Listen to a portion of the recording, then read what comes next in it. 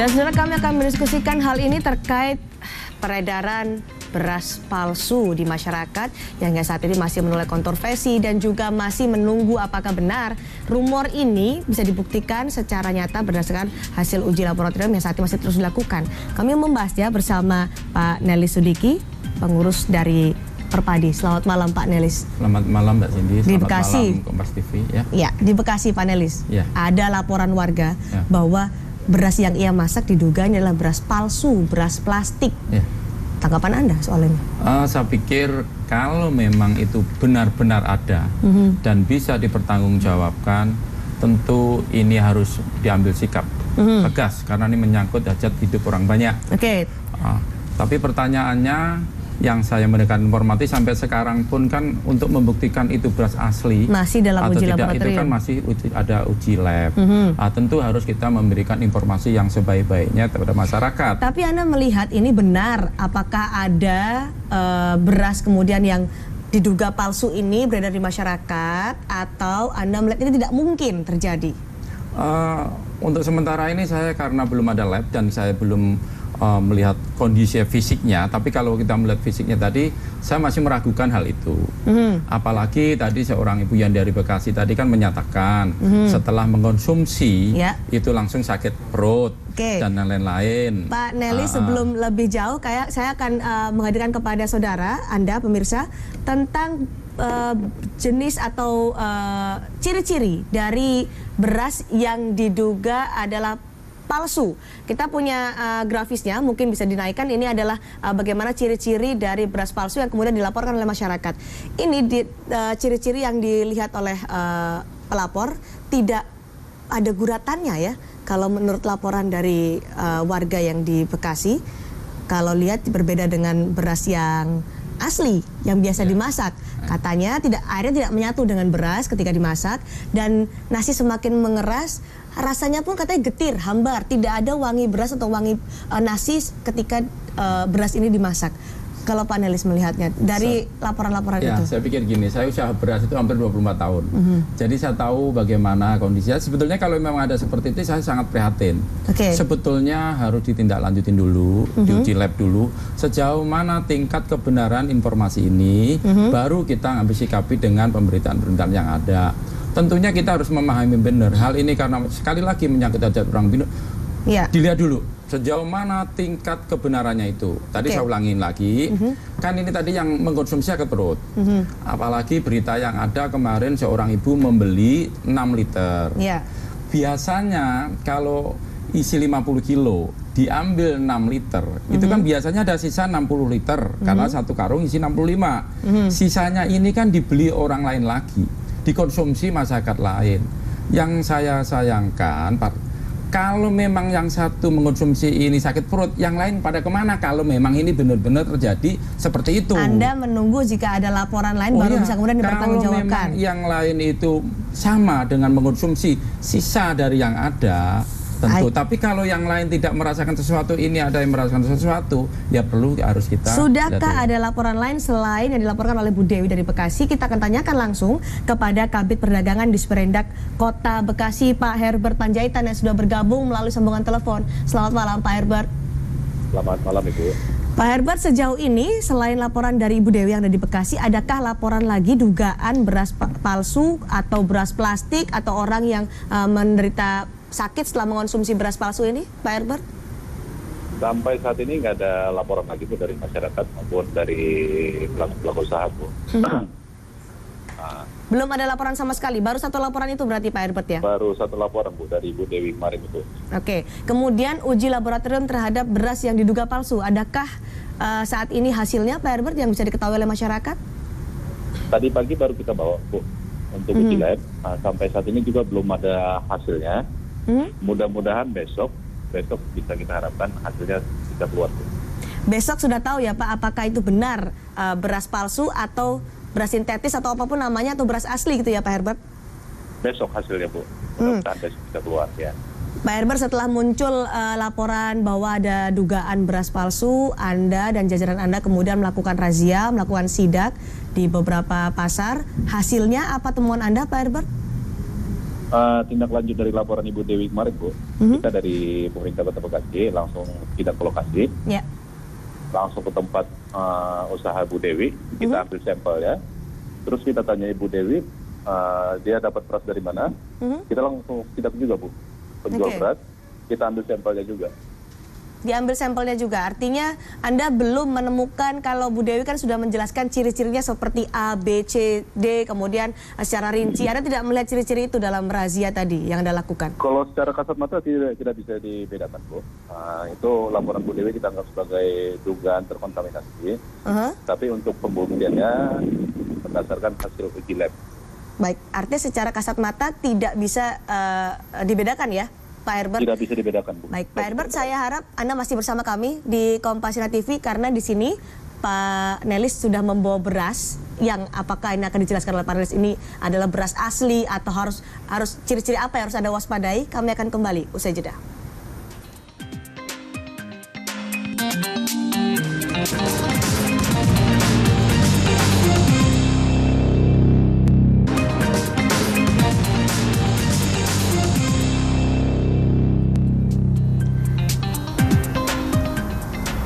Beras adalah urusan hajat hidup orang banyak di Indonesia, maka jika ada informasi sedikit yang mengganggu, maka masyarakat langsung resah. Pedagang juga resah nggak, Pak Nelis? Saya pikir saya juga bukan hanya resah saja, cuma keprihatin yang tingkat tinggi, karena ini menyangkut orang banyak. Artinya ya, apa yang menjadi pemikiran Pak RP tadi benar. Akhirnya orang belanja beras, bukan langsung beli tapi tanya ini asli atau palsu. Bayangkan kalau yang jadi tukang beras kan bingung jawab. Saya kan beli dari pedagang grosir. Pedagang grosir beli dari produsen, otomatis dari pabrik. Bagaimana kita akan menjual sesuatu yang tidak benar? Orang kita profesinya selaku pelaku usaha kan, memang di situ setiap harinya pelaku usaha secara pedagang. Sekarang ada pertanyaan situ ya tentu, tapi tidak menyalahkan masyarakat karena masyarakat mendapatkan informasi yang seperti ini. Ini kan membuat resah masyarakat. Ini tentu harus secepat mungkin. Apa hasilnya besok jadi keputusannya itu disampaikan. Kalau memang ada benar-benar ini adalah beras palsu, harus ditindak tegas, nggak usah pandang bulu. Anda dari membawa sepiring beras di sini. Ya. Ini beras apa yang Anda bawa? Asli atau palsu? Saya tanya nih sekarang. Asli atau palsu? Kalau saya bilang, ya itu akhirnya kan saya jawab dengan karena pengalaman saya ini saya jawab asli. Karena ini saya bawa tadi juga dari teman-teman Polda yang dibawa dari tempat Bu Dewi kemarin. Ini artinya beras ini adalah beras sampel yang Anda bawa? Ya, beras yang kemarin, yang ini beras yang salah satu yang kemarin diperbincangkan di kemarin itu. Jadi ini beras saya bawa. Baik, teman-teman mungkin bisa ditunjukkan ini adalah beras dari beras sampel ya. Jadi yang saya bawa ini yang dari Polda. Saya minta untuk menyampaikan ke masyarakat apa sebenarnya. Tapi kasat mata saya dengan pengalaman saya melihat ini beras asli. Sudah dimasak? Ya, belum pun saya tahu karena apa? Kalau ini beras sintetis nggak bisa dipatahin langsung begini, nggak bisa satu. Kemarin ada informasi bahwa beras yang putih-putih ini ada identik dengan plastik. Ya. Beras putih saya sampaikan ini adalah biji muda, biji yang memang belum tua, digiling, akhirnya memang beras itu nggak merata seperti ini. Saya pikir itu Mbak Cindy. Secara kasat mata tidak ada bedanya, tapi berdasarkan pengakuan dari Bu Dewi adalah ketika dimasak tidak menyatu, beras ada di bawah, air di atas, kemudian rasanya juga hambar, tidak ada bau wangi beras seperti biasanya. Anda sudah mencoba juga? Saya pikir kalau ini kemarin ke teman-teman Polda juga sama Kapolsek itu makan bareng di situ, dan kalau ini memang nanti masa tes itu beda Mbak. Kalau beras itu tesnya itu beda. Hasil masaknya sama seperti yang ditunjukkan oleh Bu Dewi tadi, agak encer. Saya pikir beda ya. Saya bukan pembelaan, tetapi realita yang ada itu harus diperjelaskan sejelas-jelasnya kepada masyarakat. Kalau tadi Mbak Cindy mengatakan tis orang Jawa makan nasi pulen itu memang sesuai dengan harapannya. Tapi kalau orang Jawa makan beras Padang IR42 itu perak, tesnya akan tidak masuk. Ini masalah selera dan cara masak juga menurut Anda. Baik, kepada Kompasianar, jika ada pertanyaan atau tanggapan silakan kepada Mas Danang, Mas Arief dan juga Mas Yuda.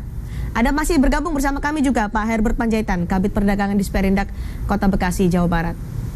Mas Yuda silakan. Selamat malam Mbak Cindy. Selamat malam.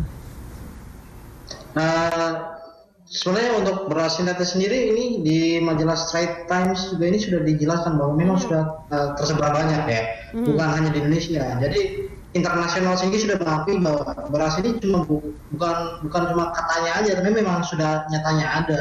Dan ini berasal dari Tiongkok gitu. Menurut apa gimana, Pak? Bukan katanya loh, Pak. Di Straits Times saya juga membaca seperti yang dikatakan Mas Yuda, di India ditemukan, di Vietnam bahkan yang penghasil beras ditemukan, di Singapura meskipun sudah dibantah. Terima kasih. Memang saya sendiri sudah beberapa kali membaca di internet bahwa ada beras yang dibuat dari Tiongkok. Pada dasarnya itu pembuatnya ada di Tiongkok. Indonesia itu impor dari Tiongkok kah atau tidak? Kapan terakhir impor? 2013 kami punya data dari BPS. Seandainya itu beras 2013 impor, apakah sudah ada pembuatan beras tersebut? Satu. Kedua, kalau 2013 diimpor, otomatis beras sudah tahu kemana, udah habis kemana. Kok ini adanya di Bandar Gebang? Kenapa nggak di seluruh Indonesia pada waktu itu impor? Saya bukan sekali lagi bukan mengadakan pembelaan, tapi kita harus menyampaikan sesuatu itu dengan benar dulu, baru diinformasi ke masyarakat. Kalau seperti ini Mbak Cindy, saya jujurnya kasihan masyarakat, kasihan kawan-kawan saya selaku pedagang beras. Menurut Anda kenapa isu ini kemudian muncul, Pak Nelis? Saya tetap berpikir positif. Sebelum ada kepastian bahwa ini menyangkut adalah beras palsu, itu saya pikir tidak perlu kita sampaikan yang berlebihan. Itu dulu, satu. Kedua, saya tetap berkeyakinan yang mengkonsumsi kan bukan Bu Dewi aja. Yang lain juga mengkonsumsi. Saya tanyakan kepada komisioner yang ada di Salatiga, Mas Danang, apakah di Salatiga juga terjadi ribut-ribut dugaan beras palsu? Selamat malam dulu sebelumnya. Saya kira di Salatiga belum ada ya tentang beras sintetis ini. Kita hanya baru mendengar dari pemberitaan di televisi saja. Tetapi kalau boleh saya bilang, saya pernah mendengar bahwa di daerah Demak atau Grobogan Purwodadi itu pernah ada home industry yang membuat beras seperti itu. Itu dari singkong itu atau dari sejenis umbi-umbian itu dibuat mirip beras gitu kan. Saya bilang ya itu dibuat mirip beras sintetis, tapi ya saya kira itu aman gitu kan, karena hanya menurut Mas Dev ketika Anda menyatakan ini di beberapa daerah sempat dibuat oleh dari umbi-umbian dan kentang, Anda melihat juga apakah pembuatannya juga ada resin plastik di situ? Tidak. Jadi dia hanya ada formulasi sedikit bagaimana membuat beras itu menjadi kental gitu kan. Sehingga dicetak.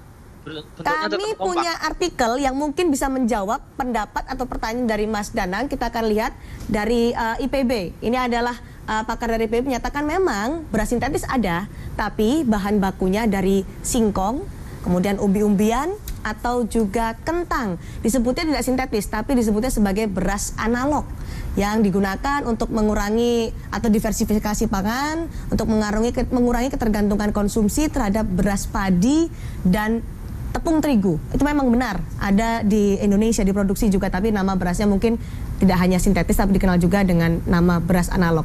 Ini benar mungkin Pak Nelis? Saya pikir malah, saya terima kasih. Kalau memang ada budaya atau saya masuk di diversifikasi tadi, singkong untuk dikonsumsi, untuk mengurangi konsumsi beras, itu malah dikasih apresiasi. Nah, tapi yang repot di masyarakat ini, akhirnya ada pemberitaan, saya katanya di sono ada, katanya ini kan malah rancu semuanya. Itu yang kita khawatirkan, saya pikir. Kekhawatiran masyarakat akan dijawab dalam hasil uji lab. Kembali saya tanyakan kepada Pak Herbert Panjaitan di sambungan telepon, Kabid Perdagangan di Sperindak Kota Bekasi, Jawa Barat. Pak Herbert, kapan masyarakat bisa mengetahui hasil uji laboratorium dari sampel beras yang diduga palsu ini, Pak Herbert? Harapan kita sendiri sih Bu, kalau bisa secepatnya itu ya. Karena itu kita serahkan semua berdasarkan hasil uji lab Bu. Kita nanti bisa tahu berarti artinya bisa mendapatkan informasi hasil uji lab itu besok Pak Herbert?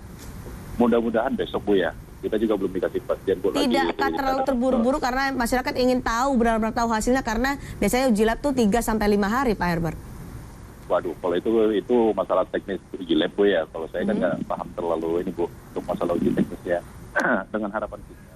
Baik, masyarakat juga berharap nanti hasil uji laboratorium bisa segera diketahui oleh masyarakat, karena ini sudah resah menyangkut hajat hidup orang banyak, menyangkut perut ini ya, Pak Nelis. Baik, terima kasih Pak Herbert Panjaitan telah bergabung bersama kami di Kompasiana TV edisi hari ini. Kami masih menunggu nanti bagaimana hasil uji laboratorium agar hasilnya tidak kemudian menimbulkan keresahan kepada masyarakat. Terima kasih juga Pak Nelly Sudiki telah hadir di studio Kompasiana TV. Dan saudara, kami masih akan kembali kali ini dengan topik yang berbeda, dengan tamu yang istimewa. Ada Gubernur Jawa Tengah yang akan bergabung dan berdiskusi dalam Kompasiana TV malam hari ini. Sesaat lagi.